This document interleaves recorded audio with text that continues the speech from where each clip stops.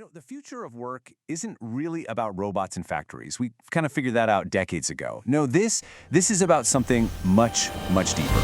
It's about the year the very ground beneath our feet started to shift. The year we stopped asking what if, and almost overnight had to start asking, okay, what now? What we're going to break down today is the story of 2026, a moment in time when intelligence, something that was always uniquely human, slow and expensive, suddenly became scalable. And in this explainer, we're going to walk you through exactly how that one change, well, it changes absolutely everything. To really get your head around this massive shift, you have to listen to the people who saw it coming. And in the world of AI, there are few voices that carry more weight than Geoffrey Hinton's. I mean, he was there when AI was just an idea on a blackboard, and he was there when it suddenly started to work. Maybe a little too well. Now listen closely to what Hinton was warning us about. It wasn't about physical automation, right? Not about replacing hands. He was talking about something brand new, cognitive automation, the replacement of minds. Just let that sink in for a second. The automation of thinking. For all of human history, intelligence was the ultimate bottleneck. You just couldn't mass produce it. But now you can. And the moment intelligence becomes a commodity you can scale up, every single system we've built on top of it becomes incredibly fragile. So how in the world did this happen so fast? I mean, back in the early 2020s, AI was kind of fun, right? It wrote silly poems, made weird pictures. Executives called it interesting. But they made a huge historic miscalculation. They forgot that we humans tend to think in straight lines. But technology grows exponentially. And this curve right here shows you just how fast that happened. What was a toy in 2023 quickly became a useful tool. By 2025, it felt like a coworker. And then, boom. By 2026, it became a replacement, not because it was perfect or conscious or anything like that, but because it became consistently good enough at a tiny fraction of the cost. And you know what? In the boardroom, good enough beats expensive every single time. So, where did the shockwave hit first? Well, it started in a field that we all thought was basically untouchable, software engineering. In the past, a really tough coding problem might take a whole team an hour. Today, that same problem gets solved in 6 seconds. No coffee breaks, no ego. A project that needed a team of 15 people now just needs one human to guide the AI. When a CFO looks at an 80% cost reduction, well, the decision stops being emotional. It's just math. For centuries, we told ourselves that creativity was our final fortress. Machines could calculate, sure, but they could never create. Until they could. See, AI didn't really replace human creativity. It just compressed the entire process down to its absolute essence. Think about it like this. A 30-second ad campaign that once took weeks and a massive budget, now it takes one person with a good idea, a single prompt, and it's done before lunch. What used to demand years of technical skill now just requires good taste and a clear direction.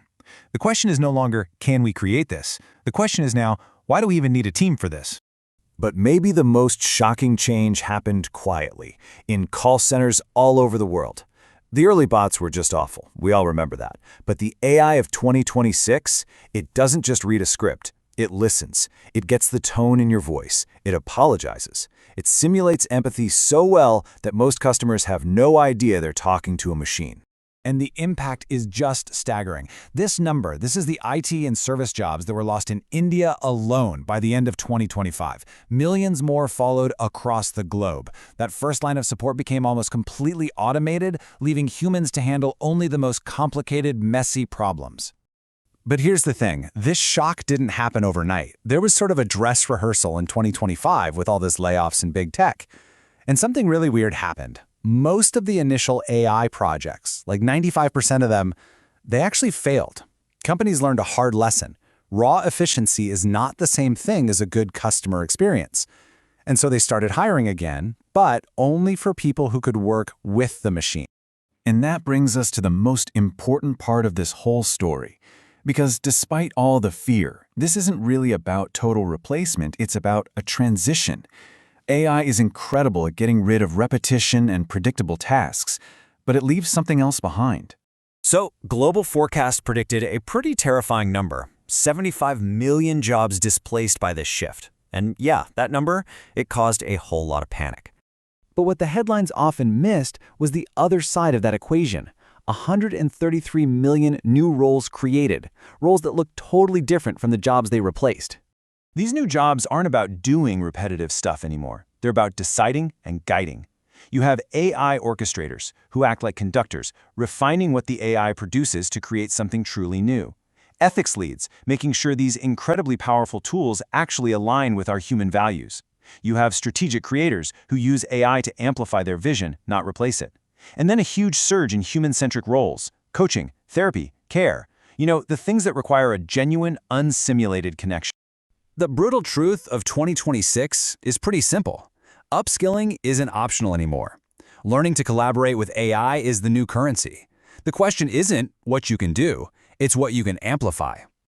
Okay, let's just pause for a second and put all of this in perspective. Because every huge technological shock feels like the end of the world while it's happening.